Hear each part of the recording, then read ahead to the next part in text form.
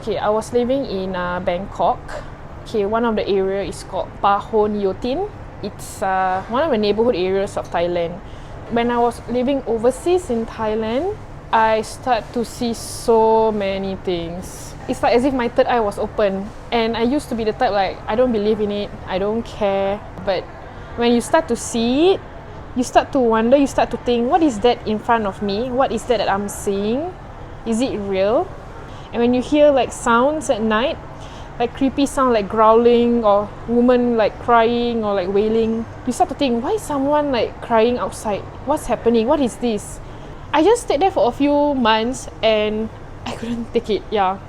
And then I found out that the house next to us, it was empty. And there was what they call it, I don't know how to say it properly, but a house for spirits. Like the Thai believe like they have to have a house for the spirits too.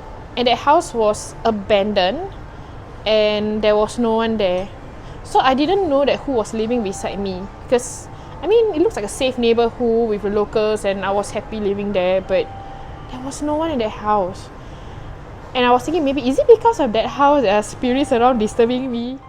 I really don't feel good like this. I'm getting a lot. Is anyone here? What did you find? You are listening to Supernatural Confessions. I was living in the local barn. They call it barn. Is like a house. It's like a landed property. So there's so many rooms, but every room was empty. I was living in one of it. Okay, so this happened one day. I was walking to the kitchen. I wanted to get some food. And then I went back to the room. While I was walking to the room, right, I saw my housemate standing there. My housemate was like just staring at me. Then I started to ask her. I said, "Hey, why are you standing there? What are you doing?" Like just staring blankly like to a wall, you know. And I went nearer. I was like, "Oi, hello." And then suddenly I heard my name being called from behind. So I went to turn. It was that that housemate. So I was like thinking, then when I turned in front again, poof, just disappeared in the house, you know. So I was like, who is this? What's happening? And I got freaked out. And I start to like ask my friend, what?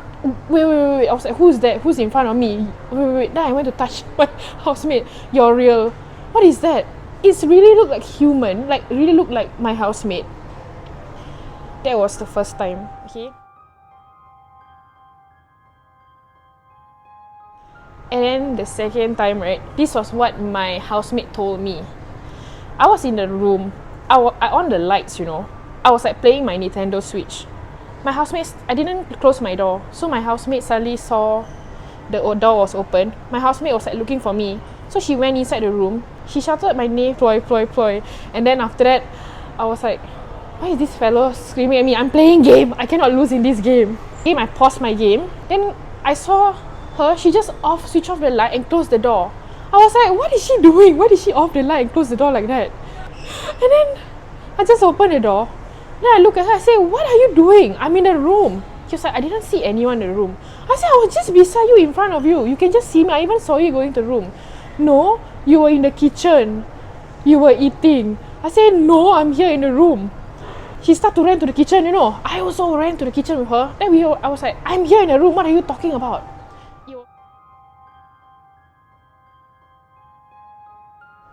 Another instance, right? Okay, so this house, right, beside there's a garden for like if we just want to hang out or just like drink coffee or just even have our meals, we can just utilize that space. So there was a big, huge, like I don't know what tree it was, but it looks creepy. It's like a huge tree with all the dangling like roots and stuff, yeah. And there's like a so-called like a tiny tree house. So sometimes when I stand there, like in the evening, right, there will be something throwing sticks or twigs or rocks at me whenever I stand there. And when I turn, I don't see anything there. It's just a tree and there's no animals there. So the question mark was also like, what is throwing things at me? And I don't stand there anymore. After keep on getting things thrown at me.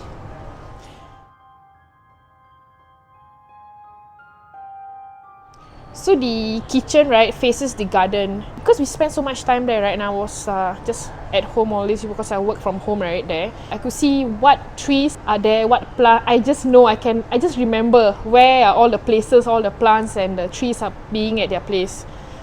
There was one time at night, it was like 11 plus. I suddenly saw like something walking and moving at the garden. So I was afraid for my safety because, you know, being a woman and living in Bangkok, so you start to think like, what if it's robbers or thieves trying to like hurt me or break into the house? And all of my housemates were like, we were ladies, you know. And then you know what? My housemate she's crazy, yeah. She started to take the torchlight. She started to shine. Okay, I mean, I was thinking like maybe safety wise, she want to scare the robbers away. So she shined her light. And then you know what we saw? You won't believe it. I've never told anyone about this, but you know Groot? A tree that looks like with a human face, and it looks like that. You know, the tree looks like it's about 2.3 meters. Whoa. See, wait, hold on. I still remember the story until today. So sorry, hold on. It was my first time I saw that. It was like greyish, like a wood kind of color. It has a lot of like, it looks like those trees and wood like it's been years, very old. It had eyes. It was staring at us. It just stared at, and it doesn't blink. It really looked like a human. You can see the facial, you know. And then it had like a hands like the trees, you know, the bugs. Yeah, I was like, huh? What is that? And then we were looking at each other, we were like thinking, what is this? We were really stunned. I couldn't scream, I didn't cry, I wasn't scared. I just stood there like stunned, like froze there for a while. And I don't know what happened after that, like my phone just rang, you know, like message ringtone. Then suddenly I was like awakened from the daze. And I looked in front, that thing was gone. And we even called the police, do you know? We thought like maybe like the robbers trying to scare us. So the police came, the police said, no, there's nothing, everything is fine, there's no break-in and everything. We were puzzled. So the tree was looking at you, but it did not move towards you, it just stood No, there. like in front of you, like... How far in front of you? Okay, so the kitchen is here, right? So there's a window. So the window, there's also a grill. Yeah. So it's just behind that grill. Like so Outside near. the house lah. Yeah. And the area is where the garden is. It's almost like the tree is peeping into the window. So cold, yeah. Could there have been any tree in the distance that might play No, with the condition at all? no. So in the garden there's no tree. I told you, right, we called the police. Yeah. And we went out with the police together for like just walk around. Yeah. And there was no tree there. And the police were as puzzled and then told us to lock the door, you know, like just, yeah. So the next day we went to install CCTV. We installed at the shed, at the door, like really so many CCTV because we were so afraid of our safety. And when we put the camera, that's where we start to see more things recorded in the camera.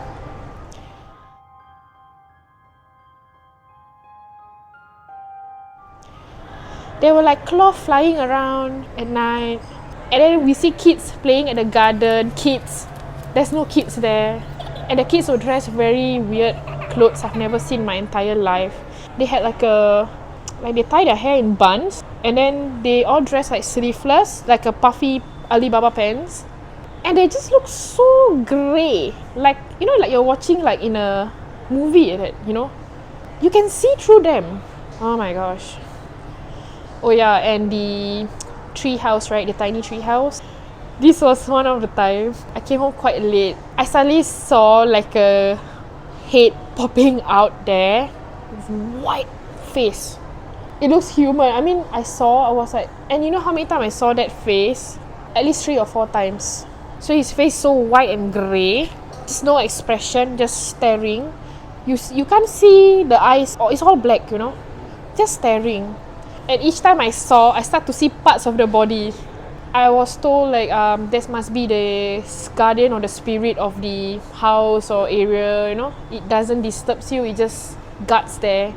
I mean, I start to believe all of that. As long as it doesn't disturb me and doesn't reveal more scary form, I guess it will be fine for me.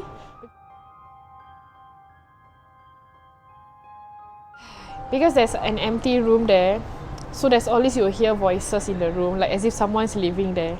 Okay, because my room I was in, it was a master bedroom. So the room that was empty, right, and vacant is a common room. Sometimes at night you have to walk out to go to because it's a big, huge house. So if you want to go to the kitchen, you have to pass by that empty room. So whenever I pass by, I can hear, you know what kind of things I hear? You see, each time I tell the story, my hair stand. I do not know why. Oh gosh, yeah. Oh my god, you see? Ooh, hold on. Okay, yeah. Oh yes, the huge bed. The big, huge bed. Okay, you know, Thailand has mosquito problem. So even though you have the mosquito zapper, right, inside the house, but sometimes when you want to go out, sometimes you just feel stuffy and tired, like inside the house. You just want to get some fresh air. So when I start to go out, right, I bring this racket to zap the mosquito. So I was zapping and zapping while just getting some fresh air. And I saw this huge bed I've never seen my entire life. It's like, as big like a man, you know, like, ooh, so big. Couldn't really see the eyes because the wings were like covering. It's a huge bed. Standing there. Like covering. I don't know what was it. That's my Thailand experiences. And I still have Singapore experiences. Oh, wow.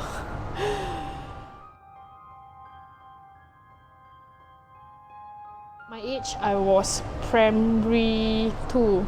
8 years old. This was in Yishun, somewhere near block 200 plus. Well, I think it was a Hungry Ghost festival or what, I'm not sure, I forgot, but I saw some offerings, oranges and the joystick. You know, being a young child and I'm not Chinese, okay, so of course you don't know other cultures, beliefs and everything. So the mistake I did was, I took the orange, I start to play like a ball and kick it around. After I played the orange, right, I remember I walked a few steps, I suddenly dropped. I just fell down. I couldn't walk. At the point of time, of course, you know, first thing you do, bring to a doctor. Okay, so my dad brought to the doctor. The doctor say, there's nothing wrong, couldn't find what's the issue, need to do more tests, take blood sample, blah, blah, blah, you know. And then bring to a specialist. It went on for like almost half a year. I missed school because of that. While my father was at the hospital waiting for the test with me, this was what my dad told me the story, okay? He said one old lady came up to him at the hospital, said to him, they were speaking in Malay, okay? They say, you should bring your child, okay, I'll translate, yeah, you should bring your child to my house, I can help you. And my dad said, where's your house? The person gave the address. I remember it's Kempas or Gambas Road or something like that. He said block something and go to this level. Okay, if you can't find me, you just wait at the void deck, I will come and find you. Then she said come on this day and this time. It was a Thursday and she said come before Maghrib. Maghrib is like 7 something. So my dad came, like, I think 4 plus he came, brought me. Just me and him, only 2 of us. I remember I was in the pram. And true enough, the auntie came. My father was so happy, salam her and everything. And the auntie looked at me. The auntie told my dad, you bring her to my house first? Okay, then brought to the house. I was seated. He said the auntie told him to get some items. The items was sirih, flowers, rice. So after my father got the items for the auntie, right, it was a nenek, you know, grandma, yeah. The nenek just spit on my foot, both with the sirih, and she just do this like massage, gently massage. And then suddenly, right, I was just awoken and I just stand up. I could jump and run around and walk around like normal. Then the nenek said that because I was a very naughty child, I kicked the oranges that was meant for the spirits. The spirits were angry. Therefore, they tied my leg so that I can never ever kick anything ever. A few months later, my parents wanted to, give a token of appreciation and was very happy with the nenek. Want to see her again, like maybe even like bring her out and keep in contact, you know, because she's like my savior, like she saved me, my life. I can't walk until today, you know. So my dad tried to go to her house. He can't find the house.